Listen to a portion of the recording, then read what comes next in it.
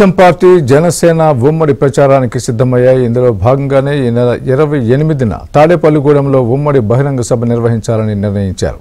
విజయవాడలో జరిగిన coordination committee సమావేశంలో ఈ నిర్ణయం తీసుకున్నారు. అదే సభ వేదికపై ఉమ్మడి మేనిఫెస్టో కూడా ప్రకటించాలని భావిస్తున్నారు. అలాగే సభను సక్సెస్ చేసేందుకు రెండు పక్షాల్లోని 6 సభ్యులతో కమిటీని కూడా నియమించారు.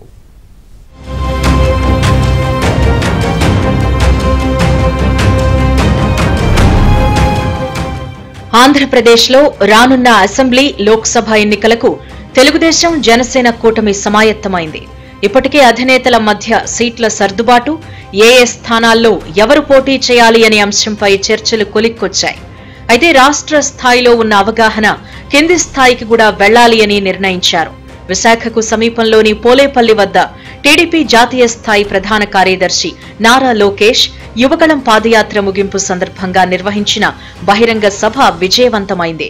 ఇటువంటి సభలు కోస్తాలో ఒకటి, రాయలసీమలో మరొకటి ఏర్పాటు చేయాలని నిర్ణయించారు. అయితే ఇందులో భాగంగానే విజయవాడలో టీడీపీ జనసేన సమన్వయ కమిటీ సమావేశం జరిగింది.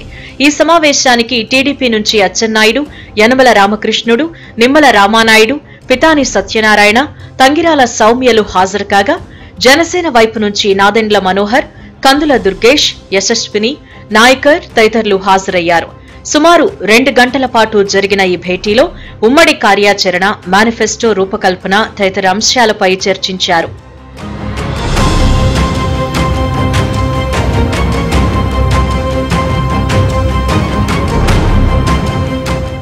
ఈ నెల 28న పశ్చిమ గోదావరి జిల్లా తాడేపల్లిగూడెంలో ఉమ్మడి సభ నిర్వహించాలని నిర్ణయించారు. సభను విజయవంతం చేసేందుకు ఇరుపక్షాలకు చెందిన 6 సభ్యులతో సమన్వయ కమిటీని నియమించారు.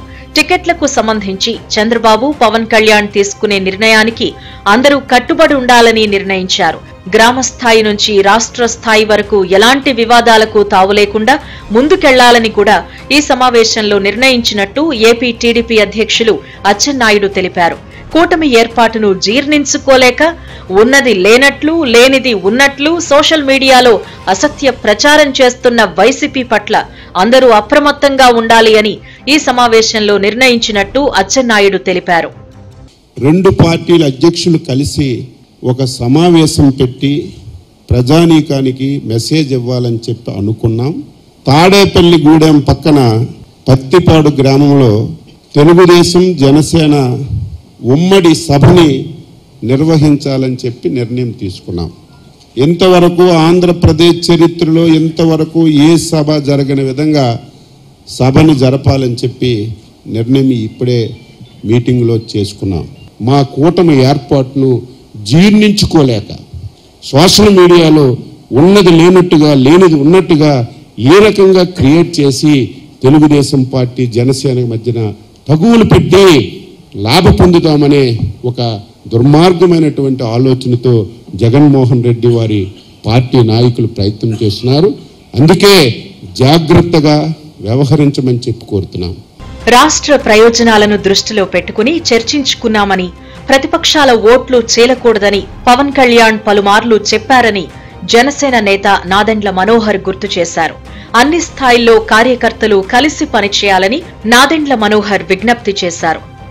అనేక సమావేశాల్లో కూడా ఒక మంచి భావనతోటి ఏర్పాటు చేసి రాష్ట్ర ప్రజలను దృష్టిలో పెట్టుకుని ముందుకెళ్ళింది మనందరం కూడా చూసాం. దాన్ని ఈరోజు ఈ సమావేశంలో ప్రత్యేకంగా అభినందించాం. ఒకే మాట చెప్తున్నారు మా క్యాడర్కి, కలిసి పనిచేసుకోవాల్సిన సమయం ఆసన్నమైంది. సాక్రిఫైజెస్, త్యాగం చేయాల్సిన పరిస్థితి వస్తే మనందరం కూడా సిద్ధంగా ఉండాలి.